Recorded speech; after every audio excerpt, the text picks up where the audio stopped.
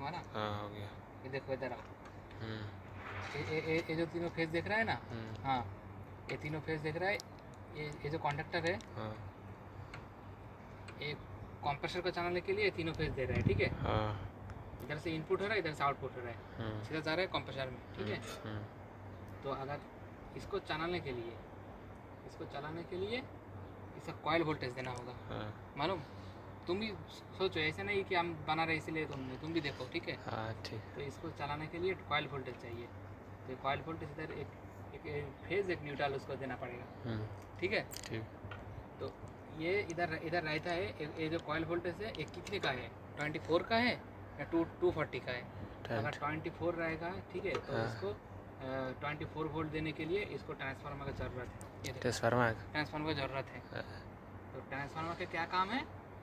एक दो तरह का ट्रांसफार्मर होता है, एक स्टेप डाउन और स्टेप अप, और ये जो है स्टेप डाउन ट्रांसफार्मर, ये 220 वोल्टेज लेगा, छोड़ेगा 24 वोल्ट। इसीलिए ये पैनल में ये ट्रांसफार्मर लगाया। क्यों लगाया? ये जो कॉन्ट्रैक्टर का कॉइल वोल्टेज है इसका 24 है, इसलिए डाउन ट्रांसफार्मर ज़रूरत है इसको।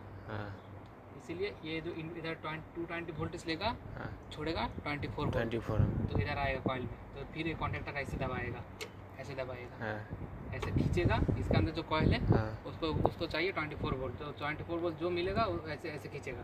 फिर ये जो 3 फेज देख रहे हैं ना सप्लाई, ये सप्लाई इधर से इधर आएगा, इधर से नीचे आएगा, सीधा जाएगा कंप्रेसर में चालू हो जाएगा। अरे ये तीनों कॉन्ट्रैक्टर है, ये कंप्रेसर का है, सेम कॉन्ट्रैक्टर का एक ही काम है।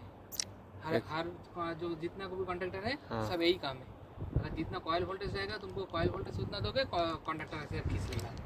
सभी यही काम है। ये भी कॉन्ट्रैक्टर है, कंप्रेसर है, ये बूलर कॉन्ट्रैक्टर है, ये कंडेंसर कॉन्ट्रैक्टर है, ये है SPP सिंगल फेज प्रिवेंटर, ये है टाइमर है जो कंप्रेसर को चलाने के लिए, मतलब कंप्रेसर अगर 3 मिनट बाद ऑन ऑफ करेगा। मतलब देखो ना, अगर कंप्रेसर में अगर गैस कम है या कोई फॉल्ट आएगा तो वो ऑन ऑफ हो जाएगा अलग। तो उसको प्रोटेक्ट के लिए टाइमर लगाया है। अरे सेफ्टी डिवाइस भी है, सेफ्टी के लिए भी काम करता है। ये कॉन्ट्रैक्टर, ये कंप्रेसर स्विच ऑन ऑफ के लिए, हाँ ये कंप्रेसर स्विच। और ये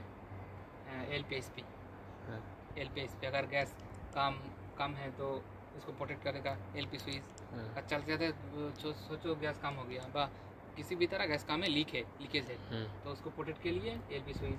और मशीन चलते अगर कोई भी फॉल्ट आएगा तो गैस अगर ज़्यादा हो जाएगा, प्रेशर हाई हो जाएगा, तो उसको प्रोटेक्ट के लिए LPSP। इसके तो अंदर ही है LPSP सेटिंग है, अलग से नहीं दिया, LPSP है। ये फ्यूज़ सेफ्टी के लिए, ठीक है। यही बस यही है।